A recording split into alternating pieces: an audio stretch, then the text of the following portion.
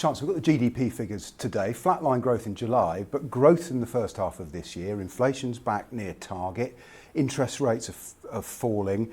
You've talked about a grim economic inheritance, but actually things are looking up, aren't they? The GDP numbers today are a reminder of the challenges that we face. It's not going to be possible to turn our economy round after 14 years of stagnation in 1 month or indeed in one budget. But we're beginning to take the long-term decisions to put our economy on a firmer footing, bringing stability back to the economy and working in partnership with business to bring good jobs and prosperity and wealth creation here to Britain. And the prize from doing this is that we can make our country better off, and that is what I'm absolutely determined to do. And the announcement today about investment by Amazon Web Services in the UK is part of that plan to bring business investment, to bring good jobs, paying decent wages to Britain. Let's talk about how you might do that. Then the first decision you made, you've talked about this black hole. We can argue about how much of it's the last government's fault, but you have taken winter fuel payments from 10 million pensioners. Is this really what you want people to think of as a Reeves Chancellor, someone who takes money from the most vulnerable? We faced a situation where there was a £22 billion black hole in the public finances when I became Chancellor. These decisions were not decisions that I expected to make. They weren't decisions that I wanted to make, but they were the right decisions in the circumstances that we faced. Now, all pensioners this winter have benefited from the increase in the new state pension, which means pensions are worth £900 more than they were a year ago. The state pension is likely to go up by a further £460 next year. That's not means tested. And of course, pensioners who are on pension credit and other means tested benefits will continue to receive the winter fuel payment. So we are protecting the most vulnerable pensioners whilst also starting to get a grip on our public finances after 14 years of mismanagement. Can we expect to see more cuts? You've asked departments to find savings. Are you really going to say that, say, the prisons estate can make more cuts? You've just released thousands of prisoners. Are you going to be asking them and other departments to cut spending even further? There will be more difficult decisions to come in the budget on the 30th of October on spending, on taxation and on welfare.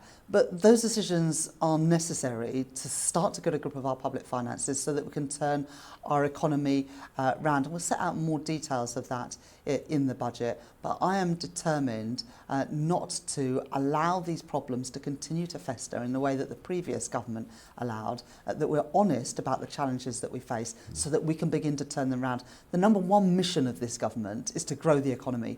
But to grow the economy, we have to bring stability back after the volatility and the turbulence that we faced under the previous government. And if we can do that, I know that we can bring business investment back to Britain. And through that investment, we can bring growth back and make our country better off. And that is what I am determined, it's what this government is determined to do. If you are going to do that, you are going to need to raise money. I mean, you're going to have to raise taxes. You've ruled out many of them. You've painted yourself into a corner. I mean, you've got to come up with inheritance taxes, capital gains tax, taxes on business. They are all going to have to rise, aren't they, next month? At the manifesto and in the election campaign, we were really clear that we would not be increasing taxes on working people, which is why we've committed for the duration of this Parliament not to increase the rates of income tax, national insurance or VAT.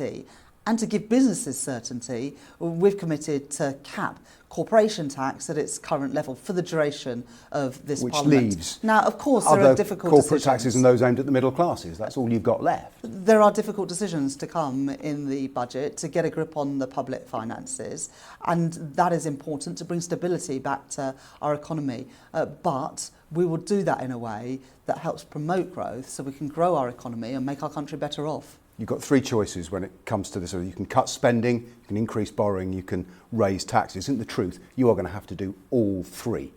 I've been really honest that there are difficult decisions to come in the budget on spending, on taxation and welfare. After the mess that the previous government created with the public finances in the state that they are in, that was inevitable. I was clear during the election campaign that if I became Chancellor of the Exchequer, that tough choices lie ahead.